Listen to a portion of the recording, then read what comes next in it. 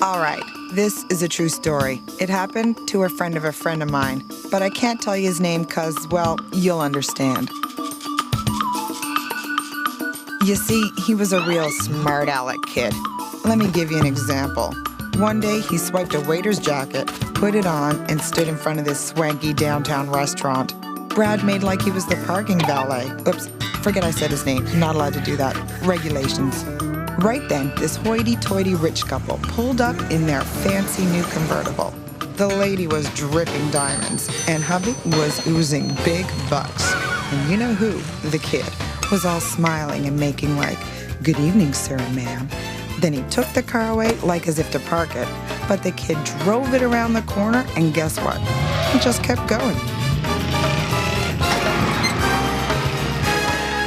So when the couple came back out, Brad did it again. Anyway, Brad was gone, and so was the fancy new car. The missus was all in tears. You see, they'd special ordered the car to be the exact same color as her favorite lipstick, so she could be color coordinated, right? And the husband, well, he was spewing smoke and fire, because even to a rich guy like him, a car like that is not small change. So they called the police and took a taxi home from the restaurant. And all the way, the wife was whining about losing her special car. The husband was on his cell phone, waking his insurance broker to make sure he was all covered and wasn't going to lose any money. "Money?" the wife said. "Is that all you care about? Money? I'll never get another car that exact same color." But the husband just said, "Change your lipstick." This was some deep relationship.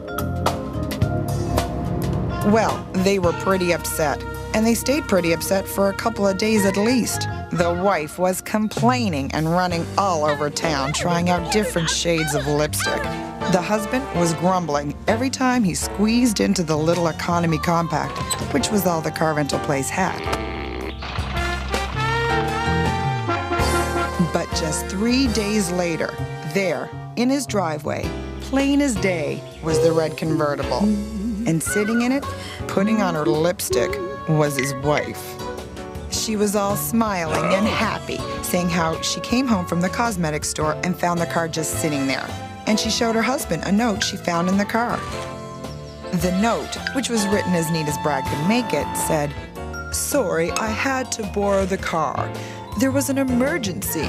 By using the car, I was able to save a life. Thanks." And with the note, there were 2 tickets to La Boheme, which is an opera that the couple pretended they were kind of crazy about, because liking opera meant they had culture. The tickets were for that very night, front row seats. You can imagine how they felt. The car was back without a scratch.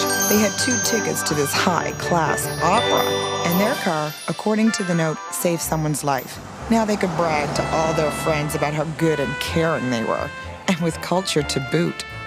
Well, they got dressed to the nines. Tux, evening gown, the works. They went to the opera in their fancy red convertible.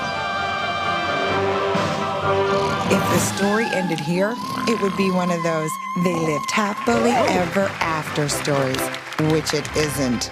You see, after the opera, they came home, and to their surprise, everything in their mansion was gone. I mean, everything. Furniture, appliances, linens, dishes, even the burglar alarm. Their big, magnificent mansion was a big, empty mansion. They would have collapsed from shock, but there was nothing for them to collapse on, too. But as upset and depressed as they were, they had to admire the crook's ingenuity. These kids today, who says they lack enterprise? This is a true story. It happened to a friend of mine. Yeah, his name is Brad, and I've got him out of the car parking and house robbing business. He's into lettuce, picking it for the next 10 to 15 years. For me, the warden on the youth detention farm.